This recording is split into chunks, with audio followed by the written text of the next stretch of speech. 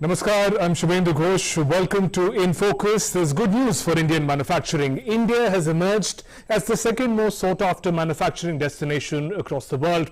Now, this is according to Cushman and Wakefield 2021 Global Manufacturing Risk Index.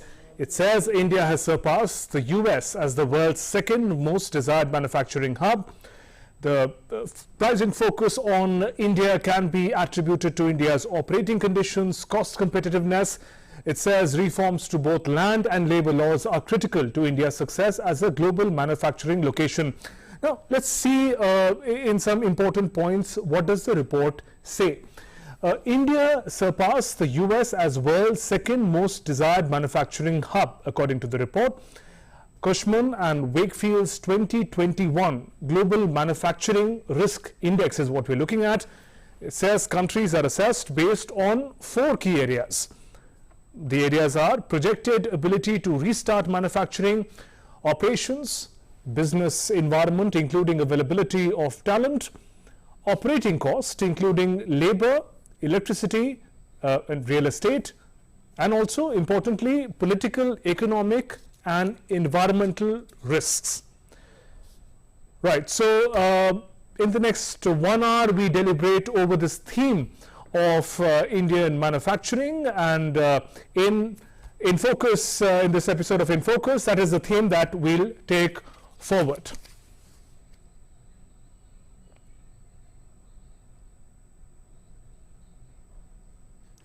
And before we begin this edition of In Focus, let's take you live to a 3-day mega tourism event. Ladakh New Start, New Goals is beginning today. G. Kishan Reddy, Minister of Tourism and Culture, is addressing the function virtually. In mind, Government of India has approved the proposals of upgrading the Foodcraft Institute into the State Institute of the Hotel Management. We need to be mindful of the environmental degradation in Ladakh with the increase of tourists. Our Honorable Prime Minister, Sri Narendra Modi ji, has always wanted to strive to make Ladakh carbon-free, neutral.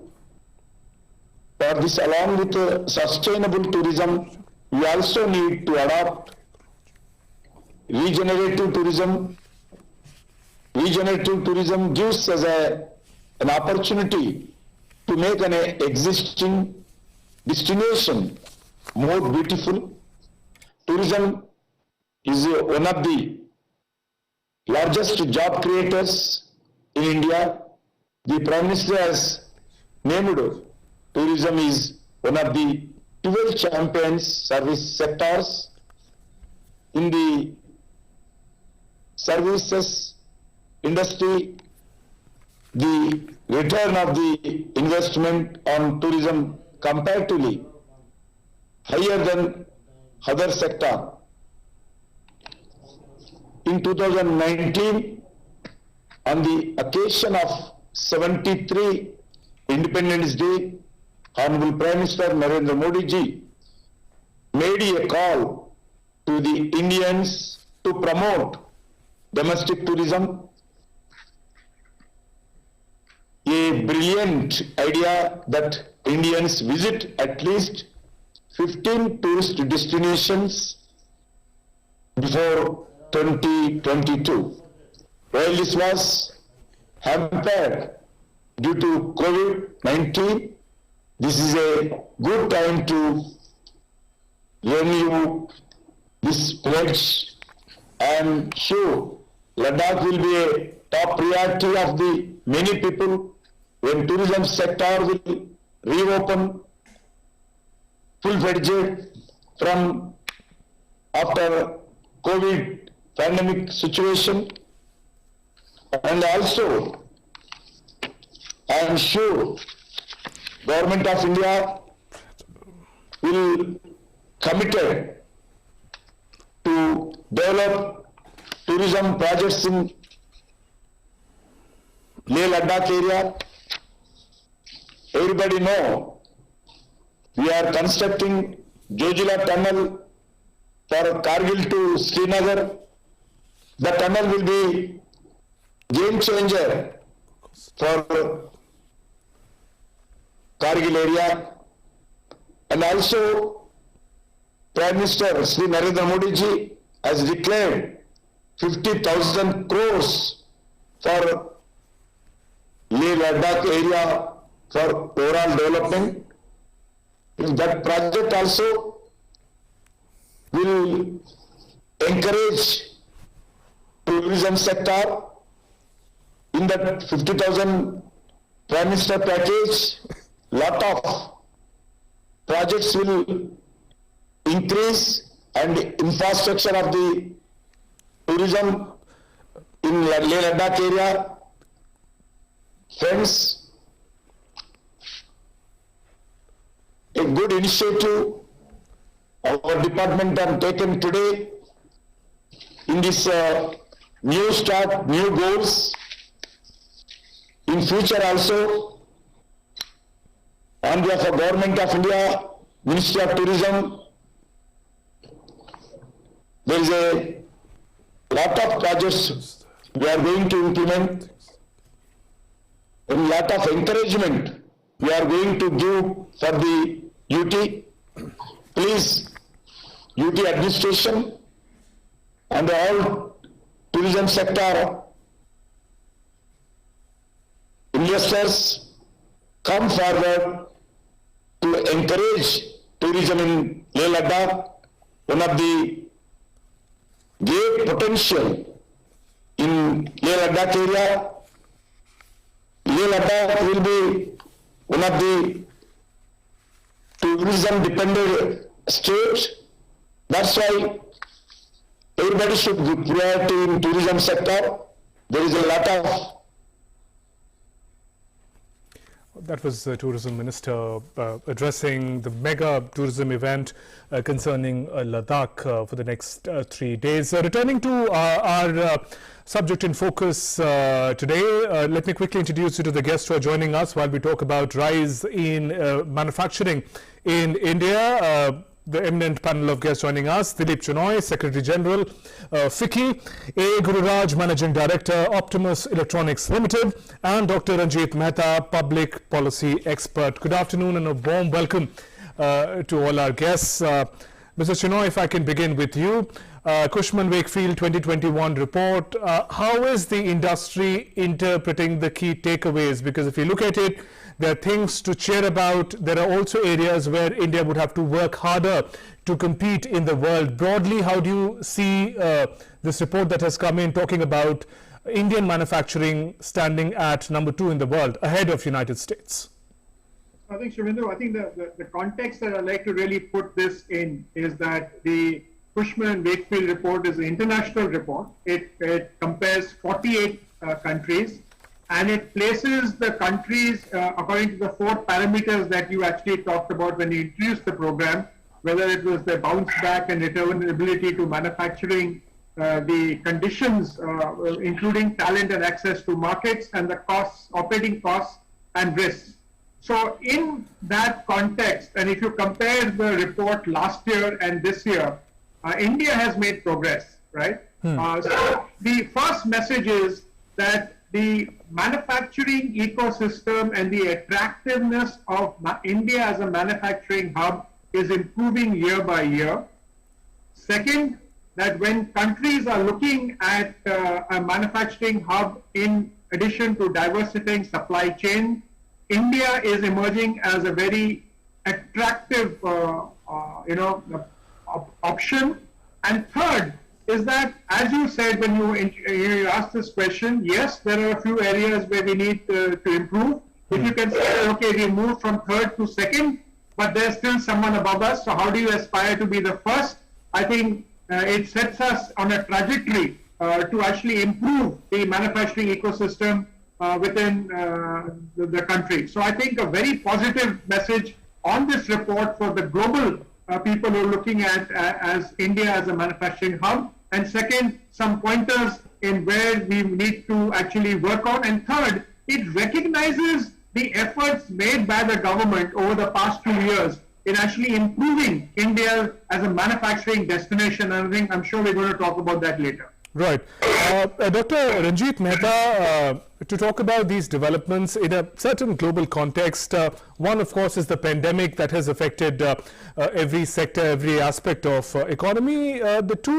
The second point, which we saw earlier last year, the ongoing trade war, the conflict between the United States and China, and the world relocating important manufacturing hub outside of China. In view of these two contexts, how do you see India's rise as a preferred manufacturing hub, and what opportunities does that present to the sector?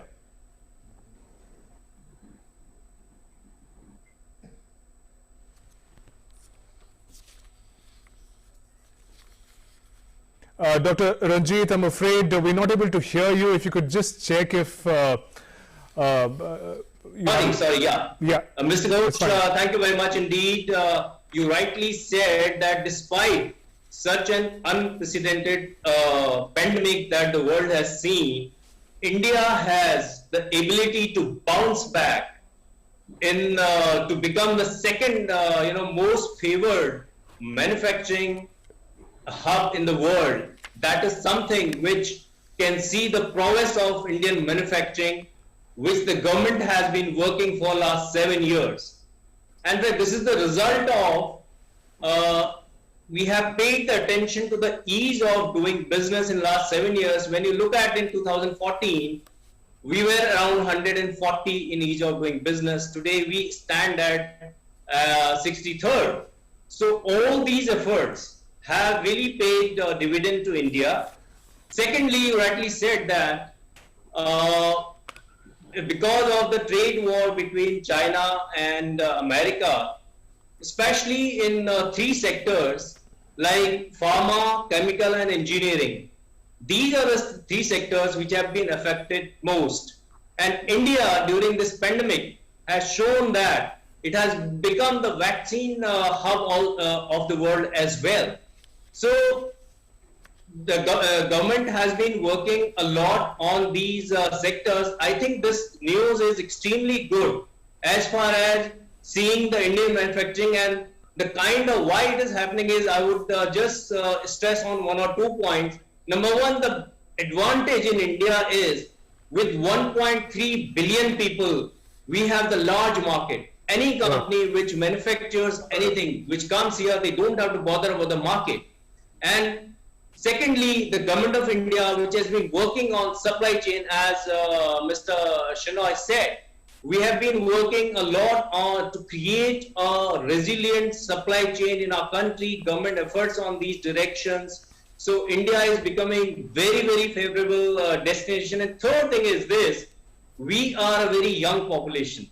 With the demographic dividend that we have, I think the young population and the cheap labor cost, these are the things which are making India a very favorable destination. And of late, the business environment has been very, very favorable, not only for other businesses, but also for startups. So the startup ecosystem has also improved tremendously. I think these, all factors together have really played a very significant role in this report, and which has been reflected significantly out here. Right. Gururaj, if I can come to you, sir. We know that a development like this, a milestone like this, is not achieved overnight. There has been a tremendous focus on Make in India. Dr. Mehta also spoke about the focus on ease of doing business over the years, various reforms that must have contributed to it. From the perspective of manufacturing sector, if you could help us understand, how has the sector picked up these reforms, acted on them, cashed on the opportunities, and then we see a development like this coming up. So the larger holistic picture, if you could present to us, how this milestone is a work of policy and action coming together. Thank you, sir. Thank you for the opportunity. Sir, I have had the opportunity of being a part of this electronics manufacturing journey in India since 2003. At that time, I was heading a company called Flextronics, and then later I've been in various electronics companies which have manufactured, for example, the mobile phone. Right. So I've been a part of this journey which manufactured one of the earliest feature phones in this country as far back as in 2004. And then later, till recently, about 2 years back, I was part of, I was MD of the company that manufactured the most complex mobile phone in the world. So India has gone a long, long way. And in 2003, when we talked about, mobile phone manufacturing in India, many of us didn't believe that it was anywhere on the cards. So I think we've come a long way. Now, why have we come this long way? I think a few reasons for that. One is, I think, cost. We have been able to show, ultimately, sir, it's all about the cost. If we cannot be cost competitive, we don't get the business. Nobody is going to, help us, get business if we are not cost competitive. So we are cost competitive today. Otherwise, some of the biggest companies, names in the world would not be manufacturing in India. The second reason, and I'm a factory guy by background, right? I'm a hardcore operations guy. Right. So I've seen this transition. The second reason for this is the capability of people. In all the factories that I've run over the last 20 years in India, after my return from the US, I used to be in US earlier, and I came back with the dream of promoting manufacturing in India, which is happening, by the way. So it has been the capability of the people. And in all the factories I have worked, the productivity of these people here has been higher. Like most of my global bosses have told me, that it is higher than most of the parts of the world. And interestingly, I've been a part of an American company, a Japanese company, a Taiwanese company, and now as Optimus as an Indian company. So very high levels of productivity of our people has been the second reason. The third reason, in my opinion, has been, between 2003 and one of the panelists said, in the last 7 years, we've seen tremendous focus by the Honorable Prime Minister, right, towards electronics manufacturing and manufacturing in general. So let me come to the present. As of today, and I talk as Optimus, I have led multinationals company all these years, and now I lead an Indian company. And why I was so keen on being a part of an Indian entity. I believe that the next thing that has to happen is the momentum in manufacturing, particularly electronics, has been set, and it's going to move. It's going to move on. I mean, the momentum has taken over, and it will move.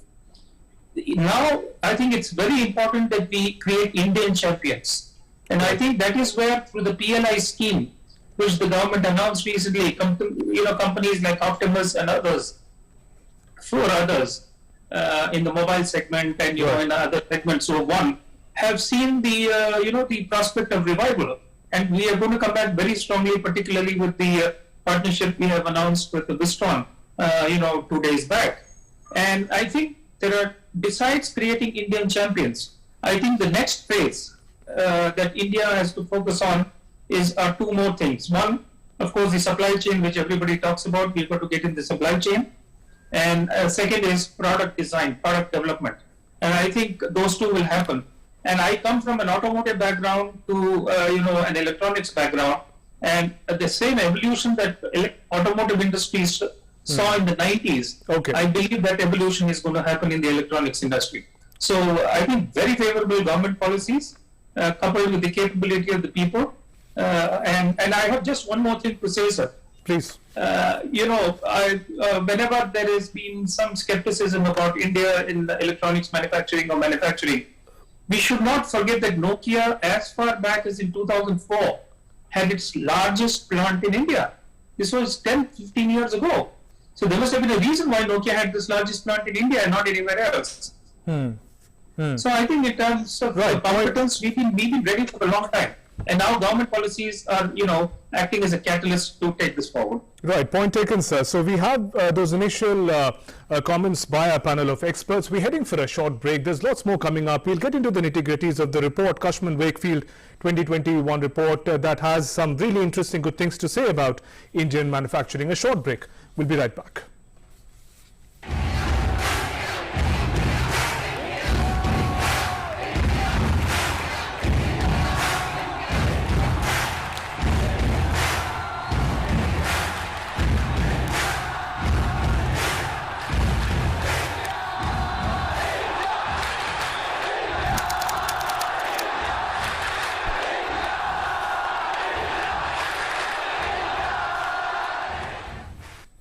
Your window to rising India. India's voice on global platforms. Latest news from India and around the world. In-depth analysis of global headlines. Watch DD India in your country. Available for downlink in all Southeast Asian countries. STTV broadcast is available through the satellite GSAT 17 at 93.5 degrees east. HDTV broadcast is available through the satellite GSAT 10 at 83 degrees east. For technical details, scan here. Switch to DD India now.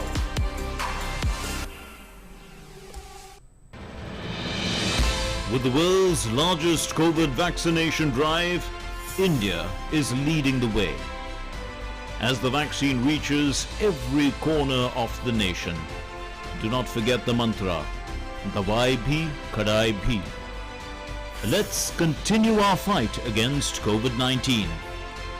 Vaccination along with social distancing, sanitization and masks. Mask up, India! Put your mask on and cover your nose and be safe. Mask Up India.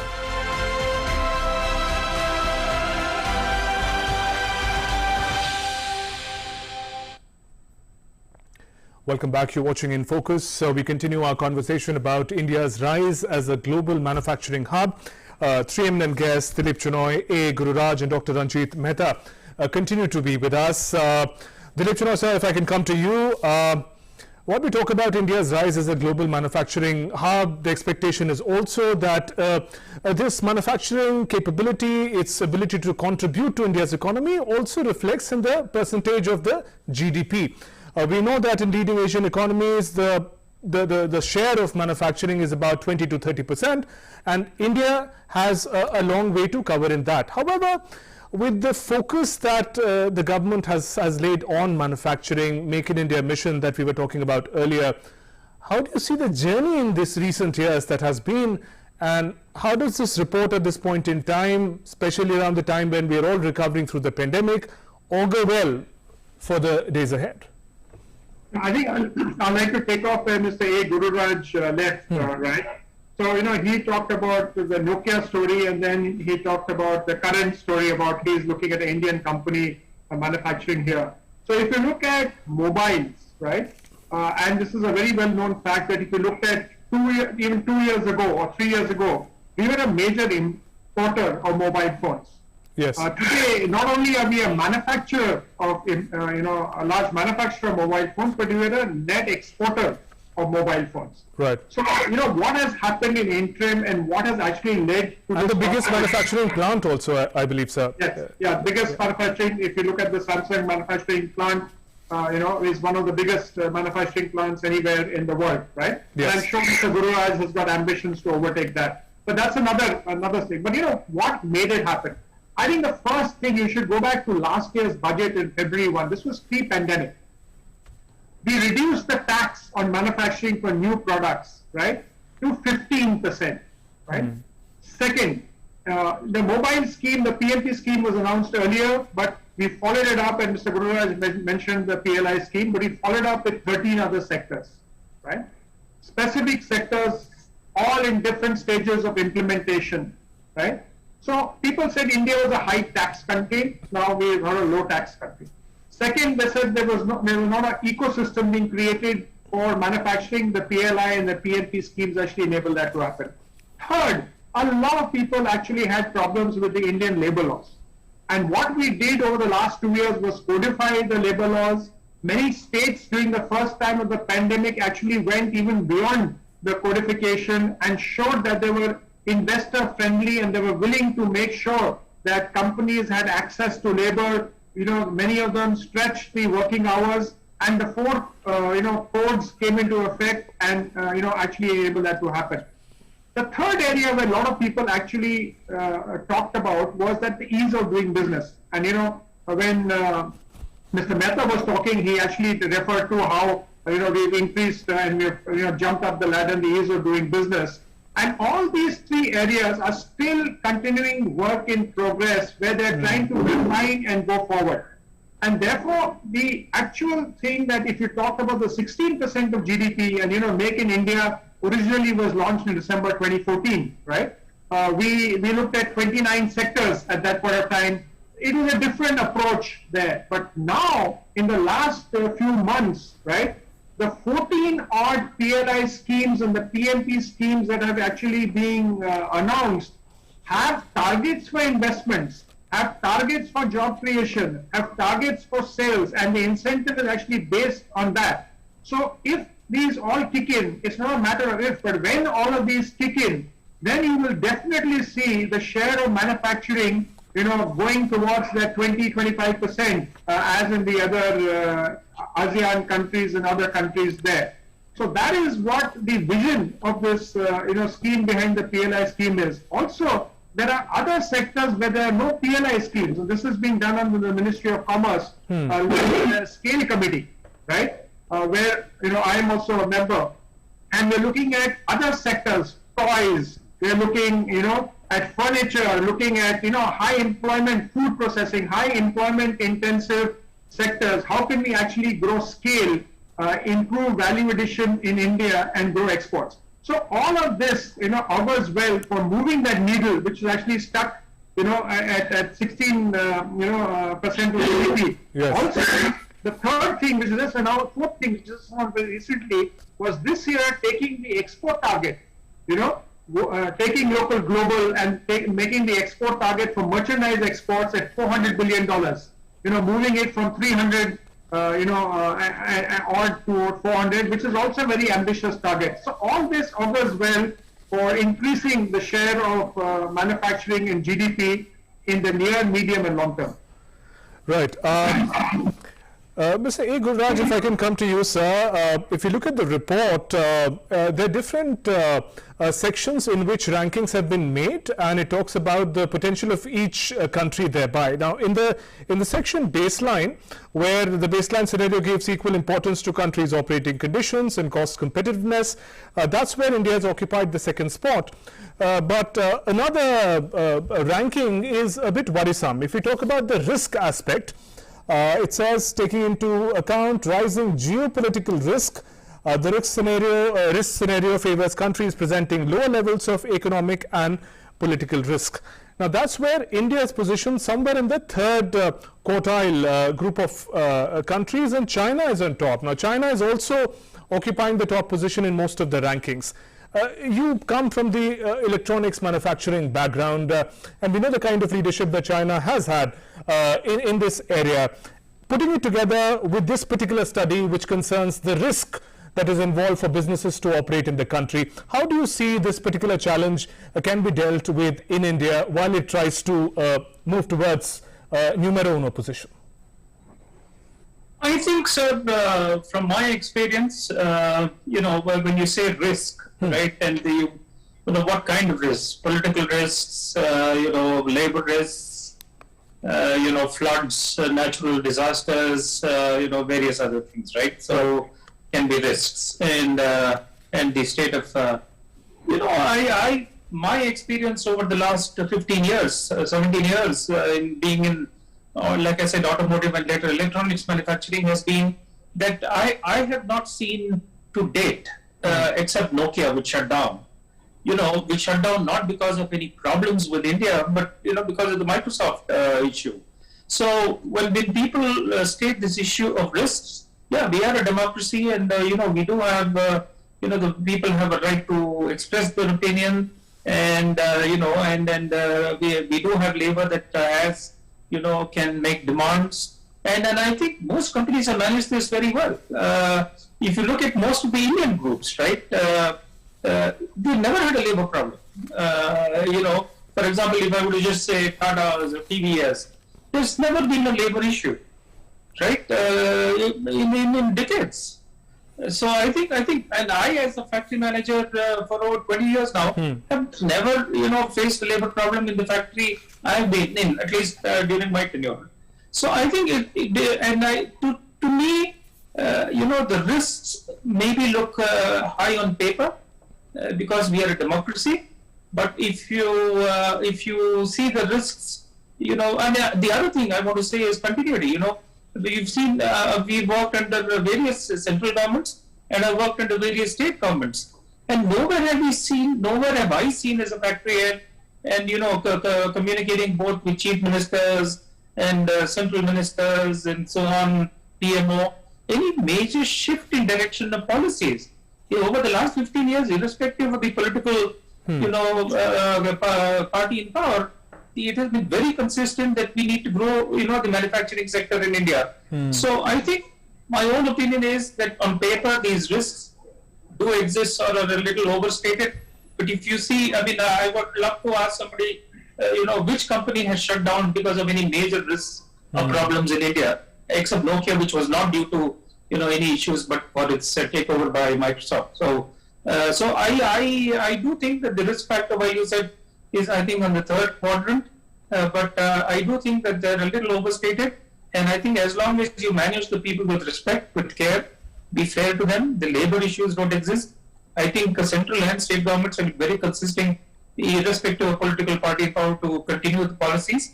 And I think we are now coming to a stage where, like in advanced economies, where irrespective of the political party in power, the momentum is set, and I believe that it will go on, and things will only get better. Right. So India occupying number 2 position in the world as far as preferred destination for manufacturing is concerned.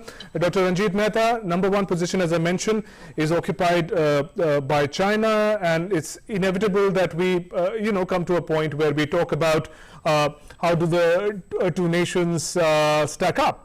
How do they compete with one another?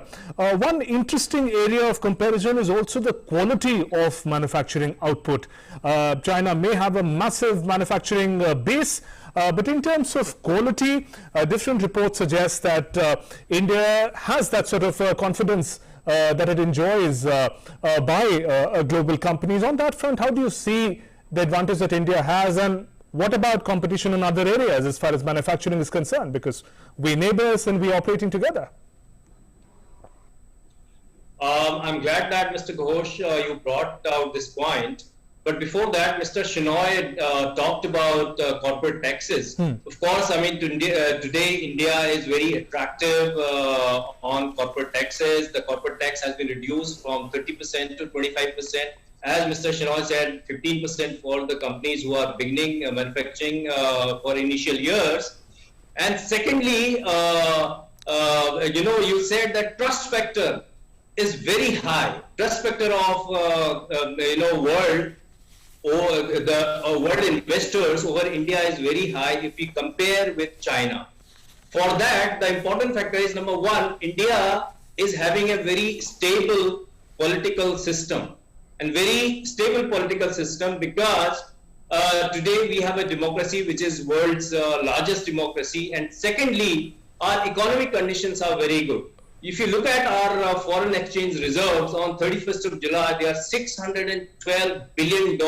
That means our economy is resilient to face any disruption from the global events. So we are we have managed to have that. So this is a very good thing. And second thing is this, that our innovation capabilities. So we are a young population. Therefore, the technological intervention which has been made by the government in last few years has been really very praiseworthy. And our, Skill India program, which is, we are getting trained people, which Mr. Shenoy was heading earlier on. So this Skill India focus has also given a trained manpower for the world, for India. Anybody who opens their businesses for manufacturing units in India, they don't have any problem of trained manpower. And labor laws have been reformed in last 2-3 years. But still, as Mr. Gururaj has said, that he has never faced any labor problem. But of late, in last so many years, we have not seen any such labor problem in India, which has become a problematic hindrance for any business. So Right. therefore, all these things, including the cheap labor and market condition, market access from India, the government's focus on creating the world-class infrastructure that the world is seeing. Whatever teething problems that we have in our supply chain, the government is trying its best.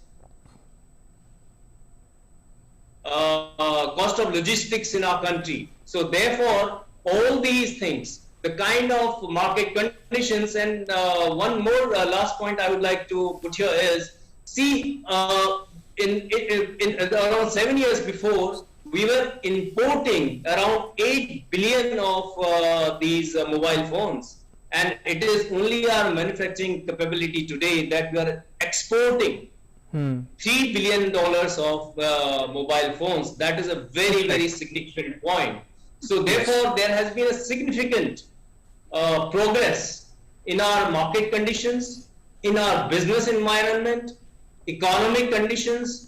Political scenario is absolutely favorable. The GST regime has brought the cost of doing business also, it has come down, but definitely there are few points. If we want to come at the number one spot, then we have to look at maybe some of the some of the areas where the cost of business, it is not only the ease of doing business, but also the cost of doing business in the country needs to come down in terms of the regulatory issues and other things. But of late, we have seen that while India is turning from agrarian to service sector also, because economy is moving in such a fast space, I think that we have made tremendous progress in our regulatory processes. But this is an ongoing system where government is doing its best. I'm sure that if you can come from 140 to around 63rd in ease of doing business, and we plan to be around 50, even less than 15 times to come. So I see no reason why we can't be world's number one most favored manufacturing destination. Right. No doubt about it. Right. Dilip Chinoy, Dr. Mehta made a valid point about how cost of doing business lies at the heart of ease of doing business. On that front, if you again refer to the report that is central to our conversation today, as far as cost scenario is concerned, the report says that Indonesia has overtaken both India and Vietnam, which are fast and large emerging economies. What is it that we can do better as far as making doing business more affordable in the country and be more competitive in the region to begin with?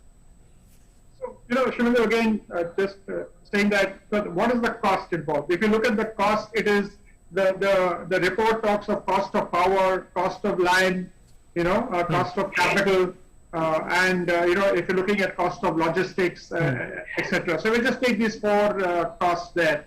So in currently, and Indonesia actually came above India and Vietnam, but Vietnam slipped below India, right? So we actually went up one notch if you want to look at it, but that's a separate issue. But in all these areas, with the now focus on the renewable energy thing and direct access to renewable energy, with the new Electricity Amendment Act being introduced, capping the subsidy that is possible there, looking at this whole aspect of an infrastructure space, and the announcement made by the Honorable Prime Minister on the 15th of August, and the National Infrastructure Pipeline, and that huge expenditure, the draft National Logistics Policy, which is actually in place to reduce the cost of logistics from there are different estimates around 14, 17, but reducing it from double digit to single digit, taking it forward. So these are the steps, and cost of power, cost of infrastructure, cost of capital. Also, you're allowing access to overseas listing, you are allowing access to overseas commercial borrowing, etc. And for the infrastructure, you have a different kind of financial system in place. So I think with these 4 or 5, and there are many more reforms, we are talking of other opening up the mining sector, so therefore reducing the cost of raw materials to the sector. So many steps have been taken to actually address that. Yes, in the short term, Indonesia has overtaken, but I think, you know, we need to see, okay, why have they overtaken? And that it's very evident, is there in the report. And then what could we do as a country? It's work in progress, and I'm sure that, you know, as and when the next parliament session happens, you'll see some more bills being passed and these things being addressed. So it's a journey. It is not, you know, it's a marathon actually. It's not a sprint. Right. So we look at it going forward. All right. Our conversation about the the key drivers of India's rise as manufacturing giant in the world. Heading for a short break. There's lots more coming up. Do continue to stay with us.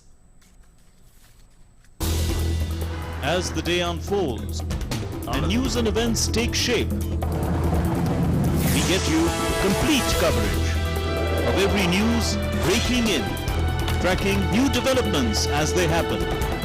Midday Prime English, Monday to Friday, 2 p.m. on DD India.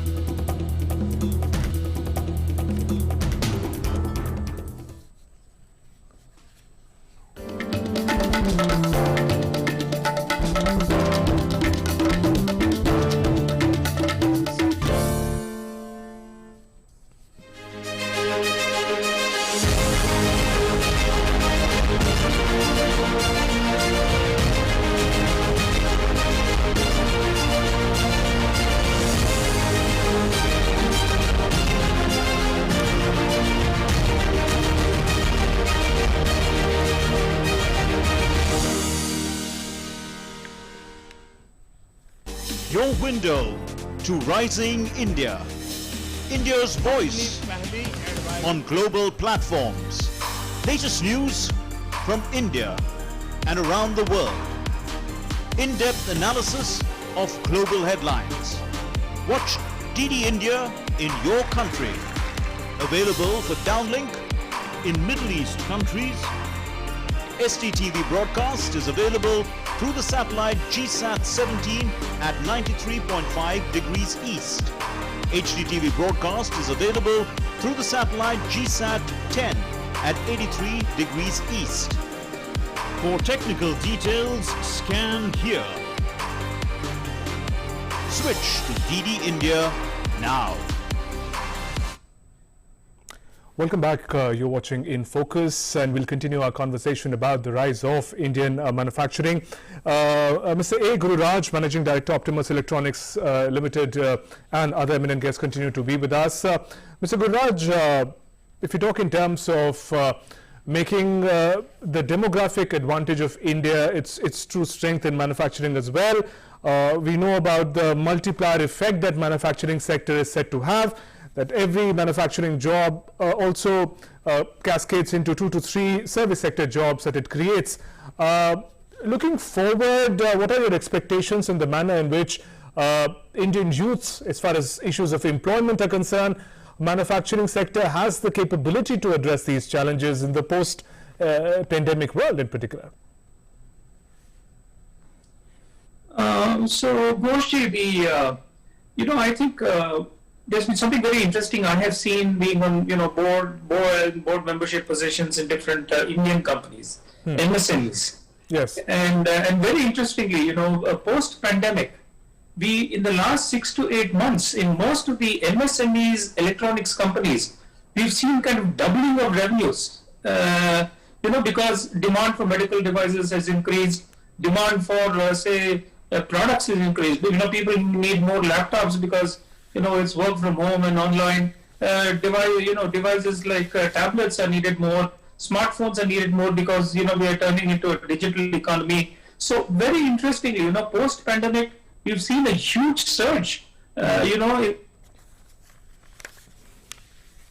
I would say, in the larger companies also. So if you look at the big, highest 10, which is the biggest brand in the world, without naming it, it is expanding its operations in a major way in India, right, for smartphones.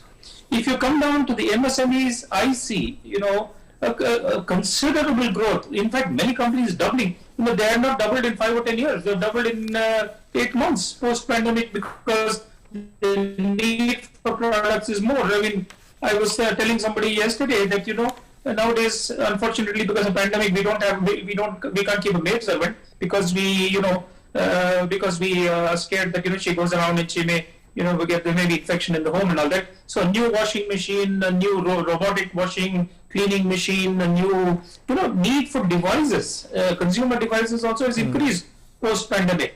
So increase in demand of this products automatically means employment. And my experience over the last 15, 17 years is that there's plenty of talent available in India. And I mean, without naming a country, it wouldn't be fair. I mean, this is where we score very heavily in compared to countries which we are often compared to and say, oh, why are we not as strong as, say, Vietnam or something like that, right? I mean, the availability of manpower here is huge. Their ability to absorb, learn, and deliver is second to none in the world. I mean, global managements have told me this. And what I foresee to your question is that given the geopolitical situation, given the post-pandemic situation, which needs an alternate to manufacturing to a neighboring country, all these factors put together is going to catapult manufacturing will grow in this country. Here, I just have one comment to make, Goji, with your permission. Please. I think the only one space that concerns me, and this is many times the issue, and Mehtaji and Shenoji would know, is land acquisition. I think if we ease land acquisition issues, that is, in my experience, the thing that takes the longest time. So I think they're both, the center has done whatever the center could, can do, and has done a fantastic job, in my opinion. I think we need support from the states wherever possible, and particularly because the action happens in the states finally, right? The policies may be made by the center, but the implementation happens in the states. But the specific issue of land acquisition, I think we have to address as a country, and I know it has been discussed at the highest levels, but that is something in terms of ease of business, I would say ease of land acquisition and approvals and all that. I think there we need some real work. Right. Dilip Shenoy, when we talk about India's manufacturing capability and the demographic advantage, I'm also indicating towards the progress that India has made, the achievements in the startup ecosystem. A lot of innovation, a lot of new products are being created here in India. It's one of the leading startup ecosystems in the world. In fact, it has risen to the 3rd position. How does that level of innovation also act as driver for the manufacturing capability of the country to rise? Because there's another thing that is happening here. We're looking at the youngsters not just seeking job in the manufacturing sector, but also creating a lot of vocation for others. Yeah, so just take me up on your last question on jobs issue. Yes. So if I just to say that, if I take the sector that Mr. Gururaj is in, the sector will double employment, because of the PLI scheme. And if I were to take another PLI scheme, like let's say the white goods scheme, again, Mr. Gururaj referred to that, it is said that it will create about 4 lakh jobs there. So each of the PLI schemes has come with a kind of a job thing behind it. But one of the great changes, and maybe it's also reflected in the report, which has happened in the Indian manufacturing ecosystem over the last 2 years, right? One was the focus on being able to pivot and innovate. So if you look at it, we were in the beginning of the pandemic last year, we were not making PPE equipment, we were not making masks, we were not making ventilators. Now we're exporting it. And what actually happened, we innovated. Similarly, in the vaccine part, we have Indian, made vaccines, right? Yes. Here. And the startups also, have actually creating an aura of innovation in the country. So if you see, most of the startups are in cutting edge technology, whether the fintech things, and the number of 60 plus unicorns now that we have. Yes. Each one of them is in a cutting edge technology, not necessarily only in the services. many of them have actually, gone back into product design, product manufacture. So you're seeing India emerge as an innovation hub and reflected and really driven by the startup ecosystem that we have. And it's not restricted to a few cities. You have at least one startup in every district of the country. That means 760 plus districts we have, and there's one startup there. So innovation is now spreading across. And then we had the launch of the new education policy. Right? We have the science and technology and the science and technology policy, and both dovetail into each other, which again focuses on innovation. So I think this whole positioning India as an innovation hub rather than just as a copy and manufacturing hub is coming up here, and Mr. Gururaj in his own industry will be exemplifying that how Indian companies also will innovate in the manufacturing of mobile phones going forward. So I think it's a very, very positive development, and I think the government is not stopping here. The government is continuing to look at how to get the startups more impactful, get more innovation going forward. Right. Dr. Ranjit Mehta, that point about becoming a manufacturing hub is closely associated with being an innovation hub, which again would require you to become an education hub. You train the manpower, the youngsters that the demographic advantage that you take great pride over. On that front, how are we positioned in the new policy that has come into being? What are your hopes for the manner in which we'll be able to utilize this demographic advantage in the years ahead in really filling the gap that we have in skilled manpower in various sectors, manufacturing in particular? Yeah, Mr. Ghosh, you brought out a very important point. And as Mr. Shenoy said, like we just give an example of the innovative capability of Indian entrepreneurs, which Mr. George also emphasized, is on 25th of March 2020, when the Prime Minister announced a lockdown, we didn't have a single PPE kit manufacturer in the country. But by the time we were in July, we had 850,000 PPE kits being manufactured in our country. So that's the kind of prowess of Indian entrepreneur. And innovation is the key to become the world's to become the world's most attractive manufacturing hub. It is the innovation which has caused the young entrepreneurs to become unicorns within a period of around 6 to 7 years that we have never seen before in our history. So that we have seen in last 6-7 years. So therefore, innovation is very, very important. And here, I would just like to emphasize on our MSMEs. So if we really want to become the #1 manufacturing hub in the world, we have to emphasize, we have to make things very easy for MSMEs. They are the contributors to the Indian GDP, and which the government wants to take it to around 50%, which is their goal. So there are three basic things where MSMEs are facing challenges. One is the finance, access to cheaper finance. Secondly, access to technology. Third is access to market. Right. So these three sectors, definitely the government has done as far as access to market is concerned. We have got GEM portal and other things where the government is hand-holding the MSMEs.